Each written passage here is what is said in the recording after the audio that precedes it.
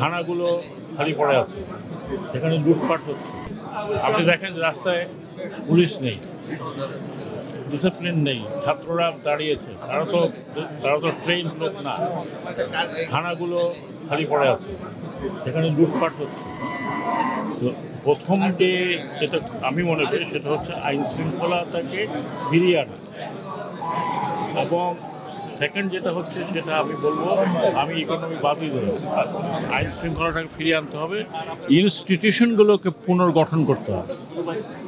আমি যেটা মনে করি, আমি মনে করি যে আমাদের পুলিশেরও পুনর্গঠনের প্রয়োজন আছে, কারণ এই পুলিশ, এই স্ট্রাকচার, এই পলিটিক্যাল পার্টির খপ্পর এর থেকে বের করতে হবে, নাহলে আমাদের এই পুলিশ এফিসিয়েন্ট হবে না। স্যার, রাজনৈতিক দলগুলো অনতিবিলম্বে নির্বাচনের আশা করছে, তারা বলছে যে রাজনৈতিক দলগুলো তো নির্বাচনের জন্যই আসছে, নির্বাচন না করে তো তারা পাওয়ারে যেতে পারবে না। বাট আমি ওদেরও বাইরে থেকে বলেছি, এখন তো দায়িত্ব নিয়ে বলছি, রাজনৈতিক দলগুলোকে চিন্তা করতে হবে, এই রেভলিউশন তাদের দ্বারা আনিত নয়। এই রেভলিউশন আমাদের ইয়াং জেনারেশন বুকের রক্ত দিয়ে এনেছে, সো রক্তটা শুকাতে দেন, ইনস্টিটিউশনগুলো গড়ে তুলতে দেন। যেই দানবীয় পাল্লায় পড়ে এই ছেলে মেয়েগুলো মারা গেছে, তাদের রক্তটাকে শুকাতে দেন, তাদের স্যাক্রিফাইস থেকে আপনারা আন্ডারস্ট্যান্ড করেন।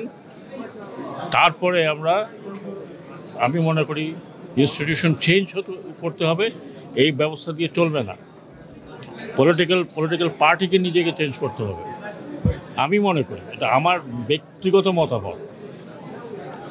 অ্যাজ এ নাগরিক হিসাবে আমি মনে করি এগুলো করা অত্যন্ত জরুরি, এবং এটা করা ছাড়া এই রাষ্ট্র মেরামত হবে না। আমি এই জন্য বলছি যে আমার বিগত এক্সপিরিয়েন্স, যে দলগুলোর সাথে আমার সম্পর্ক, যখন আমি ইলেকশন কমিশন ছিলাম, তো আমি এটাই মনে করি চ্যালেঞ্জ অনেক কিছু আছে, ইকোনমিক চ্যালেঞ্জ আছে, সোশ্যাল চ্যালেঞ্জ আছে, অনেক ধরনের।